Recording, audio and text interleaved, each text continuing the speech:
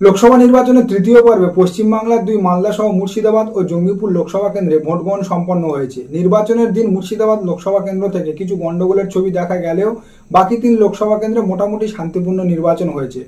এই 4 লোকসভা কেন্দ্রে গড়ে 73.93% ভোট প্রদান হয়েছে বলে নির্বাচন কমিশন সূত্রে জানা গিয়েছে। বিগত 2019 লোকসভা নির্বাচনে এই 4 লোকসভা কেন্দ্রের মধ্যে ভারতীয় জনতা পার্টি জয়লাভ করেছিল মালদা উত্তর লোকসভাতে, তৃণমূল কংগ্রেস জয়লাভ করেছিল মুর্শিদাবাদ ও জঙ্গিপুর লোকসভাতে এবং জাতীয় কংগ্রেস জয়লাভ করেছিল মালদা দক্ষিণ লোকসভাতে। 2024 লোকসভা নির্বাচনে এই 4 লোকসভা কেন্দ্রে কি ফলাফল হতে পারে তার একটা ইঙ্গিত বা আভাস বুঝতে নির্বাচন পরবর্তী সময় এই 4 লোকসভা কেন্দ্রে বুথ ফেরত সমীক্ষা চালিয়েছিল বেঙ্গল সার্ভে কোম্পানি। আর বেঙ্গল সার্ভে কোম্পানির করা সেই বুথ ফেরত সমীক্ষা রিপোর্টে এই 4 লোকসভা কেন্দ্রের যে সম্ভাব্য ফলাফলের আভাস বা ইঙ্গিত উঠে এসেছে তা তুলে ধরবো আজকের এই বিশেষ নির্বাচনী প্রতিবেদনে।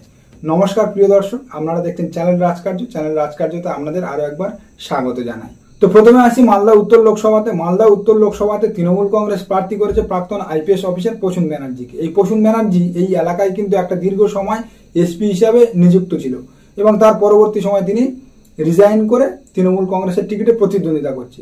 সেহেতু এই এলাকা কিন্তু তার হাতের তালুর মতো পরিচিত এবং আগের থেকে তিনি আটঘাট বেঁধে মাঠে নেমেছে বলে সূত্র মারফত জানা যাচ্ছে। সেখানে ভারতীয় জনতা পার্টি প্রার্থী করেছে বিগত লোকসভা নির্বাচনে জয়ী সাংসদ খগেন মুর্মুকে। এই খগেন মুর্মু একটা সময় সিপিআইএমে ছিল এবং তারপরে তিনি জার্সি বদল করে ভারতীয় জনতা পার্টিতে নাম লেখায় এবং ভারতীয় জনতা পার্টির টিকিটে 2019 লোকসভা নির্বাচনে জয়লাভ করে। কংগ্রেস প্রার্থী করেছে এখানে মোস্তাক আলমকে। নির্বাচনের দিন বিকাল 5টা পর্যন্ত প্রায় 73.30% ভোট প্রদান হয়েছে এই মালদা উত্তর লোকসভা কেন্দ্রে, এমনটাই জানা যাচ্ছে নির্বাচন কমিশনের ওয়েবসাইট থেকে। এখানে মূল ফ্যাক্টর কিন্তু সংখ্যালঘু ভোট, কারণ এই মালদা উত্তর লোকসভা কেন্দ্রে কিন্তু প্রায় 45% সংখ্যালঘু ভোট ব্যাংক রয়েছে এবং সেই সংখ্যালঘু ভোট ব্যাংকের একটা বড় প্রভাব দেখা যায় কিন্তু মালদা উত্তর লোকসভা কেন্দ্রের নির্বাচনী ফলাফলে। 2024 লোকসভা নির্বাচনে তৃণমূল কংগ্রেস এখানে উন্নয়নকে হাতিয়ার করে প্রচারে ঝাঁপালেও ভারতীয় জনতা পার্টি তেমন নতুন কোনো দিশা দেখাতে পারেনি মালদা উত্তর লোকসভা কেন্দ্রের ভোটারদেরকে। বেঙ্গল সার্ভে কোম্পানির বুথ ফেরত সমীক্ষা রিপোর্টে যা দেখা যাচ্ছে, এই মালদা উত্তর লোকসভা কেন্দ্রের ভোটাররা মূলত সরকারি সামাজিক প্রকল্পের সুবিধা প্রাপ্তি মনে রেখে তারা তাদের নির্বাচনী ভোটাধিকার প্রয়োগ করেছে এবং সেই বুথ ফেরত ভোটারদের দেয়া সরাসরি প্রতিক্রিয়ার উপরে বেঙ্গল সার্ভে কোম্পানির তৈরি করা বুথ ফেরত সমীক্ষা রিপোর্টে যা দেখা যাচ্ছে, এই মালদা উত্তর লোকসভা কেন্দ্র থেকে 2024 লোকসভা নির্বাচনে তৃণমূল কংগ্রেস পেতে পারে 38 থেকে 39% ভোট, ভারতীয় জনতা পার্টি পেতে পারে 27 থেকে 28% ভোট ও কংগ্রেস পেতে পারে 20 থেকে 22% ভোট। অর্থাৎ মালদা উত্তর লোকসভা কেন্দ্রটা 2024 লোকসভা নির্বাচনে ভারতীয় জনতা পার্টির হাত থেকে কিন্তু তৃণমূল কংগ্রেসের হাতে চলে যেতে পারে, এমন ইঙ্গিত উঠে আসছে বেঙ্গল সার্ভে কোম্পানির বুথ ফেরত সমীক্ষা রিপোর্টে। এবার আসি মালদা দক্ষিণ লোকসভা কেন্দ্রে। এই মালদা দক্ষিণ লোকসভা কেন্দ্রটি কংগ্রেসের গড় বা দুর্ভেদ্য ঘাঁটি বলে পরিচিত এবং বর্ষিয়ান রাজনীতিবিদ শ্রদ্ধেয় গনি খান চৌধুরীর কেন্দ্র এটি। এবারে এখান থেকে কংগ্রেসের টিকিটে প্রতিদ্বন্দ্বিতা করছে কোতোয়ালি পরিবারের সদস্য ঈশা খান চৌধুরী। পশ্চিমবাংলা থেকে কংগ্রেস বহুকাল আগে ক্ষমতা হারিয়েছে এবং গনিবাবুও বর্তমানে নেই, তবে এই মালদা দক্ষিণ লোকসভাতে আজও গণিমিত অমলিন, অর্থাৎ আজও পর্যন্ত প্রতিটা নির্বাচনে মালদা দক্ষিণ লোকসভা কেন্দ্রের মূল ফ্যাক্টর গনি খান চৌধুরী। বিগত 2019 লোকসভা নির্বাচনে এই মালদা দক্ষিণ লোকসভা কেন্দ্র থেকে কংগ্রেস জয়লাভ করলেও পরবর্তী 2021 বিধানসভা নির্বাচনে কিন্তু তেমন কোনো আশানুরূপ ফলাফল তারা করতে পারেনি মালদা দক্ষিণ লোকসভা কেন্দ্রে। সেখানে মালদা দক্ষিণ লোকসভা কেন্দ্রের অন্তর্গত যে 7টি বিধানসভা আছে তার মধ্যে একটি আসনও তারা পায়নি। 6টা পেয়েছিল তৃণমূল কংগ্রেস এবং একটা ভারতীয় জনতা পার্টি এবং বেশ বড় সড়ো লিডে কিন্তু বিধানসভা নির্বাচনে এই মালদা দক্ষিণ লোকসভা কেন্দ্রে আগিয়েছিল তৃণমূল কংগ্রেস। তবে 2024 লোকসভা নির্বাচনে এই মালদা দক্ষিণ লোকসভা কেন্দ্রে তৃণমূল কংগ্রেস কিন্তু বেশ অনেকটা ব্যাকফুটে চলে গিয়েছে।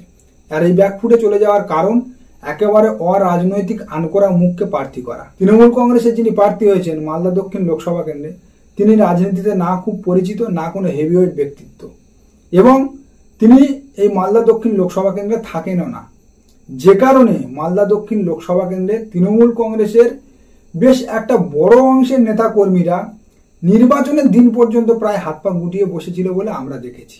বিধানসভা নির্বাচনে তৃণমূল কংগ্রেস আগিয়ে থাকার পরেও কেবলমাত্র কোতোয়ালি পরিবার থেকে কংগ্রেসের প্রার্থী করা এবং আনকোরা মুখকে তৃণমূল কংগ্রেস প্রার্থী করার কারণে মালদা দক্ষিণ লোকসভা কেন্দ্রের খেলাটা কিন্তু ঘুরে গিয়েছে। বেঙ্গল সার্ভে কোম্পানির বুথ ফেরত সমীক্ষা রিপোর্টে যা দেখা যাচ্ছে, এখানে কিন্তু আবার ওই গনি খান মিথ বা গনি খান ফ্যাক্টরটা বড় ভূমিকা হয়ে উঠে এসেছে ভোটারদের মনে। আর সেই বুথ ফেরত ভোটারদের সরাসরি প্রতিক্রিয়ার উপরে বেঙ্গল সার্ভে কোম্পানির তৈরি জনমত সমীক্ষা রিপোর্টে যা দেখা যাচ্ছে, 2024 লোকসভা নির্বাচনে মালদা দক্ষিণ লোকসভা কেন্দ্র থেকে তৃণমূল কংগ্রেস পেতে পারে 35 থেকে 36% ভোট, ভারতীয় জনতা পার্টি পেতে পারে 24 থেকে 25% ভোট ও কংগ্রেস পেতে পারে 37 থেকে 38% ভোট। অর্থাৎ এই মালদা দক্ষিণ লোকসভা কেন্দ্রটা খুব স্বল্প মার্জিনে মাত্র 2% ভোটের ব্যবধানে কিন্তু আবারও কংগ্রেস জয়লাভ করতে চলেছে, এমনটাই বেঙ্গল সার্ভে কোম্পানির বুথ ফেরত সমীক্ষা রিপোর্টে উঠে এসছে। পরবর্তী লোকসভা কেন্দ্র জঙ্গিপুর। এই জঙ্গিপুর লোকসভা কেন্দ্র তৃণমূল কংগ্রেসের সব থেকে সেফ কেন্দ্রগুলোর মধ্যে একটা।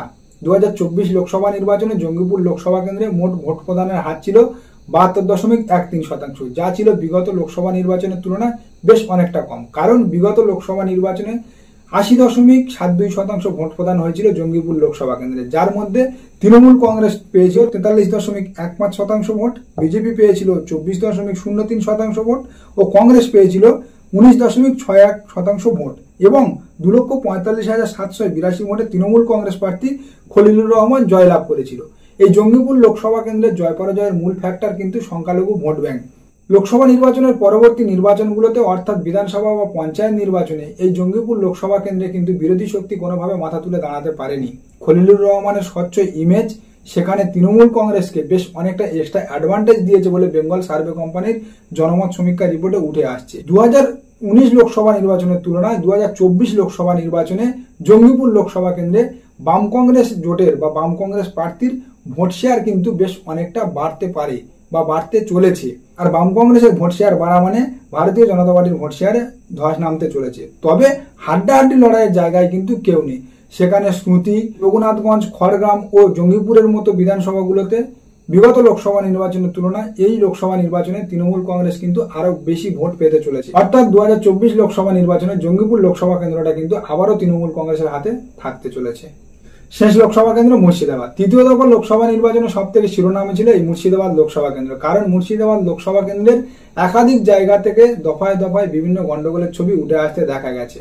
সেখানে সিপিআইএম এর প্রার্থী মোহাম্মদ সেলিম মুর্শিদাবাদ লোকসভা কেন্দ্রের এপান্ত থেকে ওপান্ত সারাদিন ছুটে বেড়ালো, তেমন ছবিও আমরা দেখেছি। তবে তৃণমূল কংগ্রেসের যিনি প্রার্থী বিগত লোকসভা নির্বাচনের জয়ী সাংসদ আবু তাহের খানকে তেমন ভাবে দেখা না মিললেও ভারতীয় জনতা পার্টির প্রার্থী গৌরীশঙ্কর ঘোষ কিন্তু একাধিক জায়গায় গন্ডগোলে জড়িয়েছে। বিগত লোকসভা নির্বাচনে এই মুর্শিদাবাদ লোকসভা কেন্দ্রে বাম কংগ্রেস কিন্তু পৃথকভাবে প্রতিদ্বন্দ্বিতা করেছিল। আর পৃথকভাবে প্রতিদ্বন্দ্বিতা করার কারণে বামেরা পেয়েছিল প্রায় 26% ভোট এবং কংগ্রেসের ঝুলিতে গিয়েছিল ওই 13% কাছাকাছি ভোট এবং সেখানে তৃণমূল কংগ্রেস পেয়েছিল প্রায় 41.57% ভোট। এবারে কিন্তু বাম ও কংগ্রেস একত্রিতভাবে লড়াই করছে। তবে প্রায় 52% সংখ্যালঘু ভোট ব্যাংক থাকা এই মুর্শিদাবাদ লোকসভা কেন্দ্রে 2024 লোকসভা নির্বাচন কিন্তু সম্পূর্ণ ধর্মীয় মেরুকরণের উপরে হয়েছে, এমনটাই উঠে আসছে বেঙ্গল সার্ভে কোম্পানির বুথ ফেরত সমীক্ষা রিপোর্টে। আর এই মুর্শিদাবাদ লোকসভা কেন্দ্রের বুথ ফেরত ভোটারদের থেকে নেওয়া সরাসরি প্রতিক্রিয়ার উপরে তৈরি বেঙ্গল সার্ভে কোম্পানির বুথ ফেরত সমীক্ষা রিপোর্টে যা দেখা যাচ্ছে, 2024 লোকসভা নির্বাচনে মুর্শিদাবাদ লোকসভা কেন্দ্র থেকে তৃণমূল কংগ্রেস পেতে পারে প্রায় 43 থেকে 44% ভোট, ভারতীয় জনতা পার্টি পেতে পারে 19 থেকে 20% ভোট ও বাম কংগ্রেসরা পেতে পারে 35 থেকে 36% ভোট। অর্থাৎ মুর্শিদাবাদ লোকসভা কেন্দ্রটা কিন্তু আবারও তৃণমূল কংগ্রেস জয়লাভ করতে চলেছে। সব মিলিয়ে যা দেখা যাচ্ছে, তৃতীয় দফা লোকসভা নির্বাচনে 4টি লোকসভা কেন্দ্রের মধ্যে মালদা উত্তরে তৃণমূল কংগ্রেস জয়লাভ করতে চলেছে, মুর্শিদাবাদ ও জঙ্গিপুর লোকসভা কেন্দ্রেও তৃণমূল কংগ্রেসের জয়লাভের সম্ভাবনা দেখা যাচ্ছে। আর কেবলমাত্র মালদা দক্ষিণ লোকসভা কেন্দ্রটা মাত্র 2% ভোটের ব্যবধানে কংগ্রেস প্রার্থীর সেখানে জয়লাভের সম্ভাবনা দেখা দিয়েছে। তবে বাকিটা দেখা যাবে তো 4 জুন ভোট বাক্স খোলার পর। আর আজকের পর্ব এখানে শেষ করছি। আমাদের এই বুথ ফেরত সমীক্ষা রিপোর্ট সম্পর্কে আপনাদের কি মতামত তা অবশ্যই আমাদের কমেন্ট বক্সে জানাতে পারেন। নমস্কার, সবাই ভালো থাকবেন। আর আমাদের প্রতিবেদন যদি ভালো লাগে অবশ্যই চ্যানেলটা সাবস্ক্রাইব করবেন।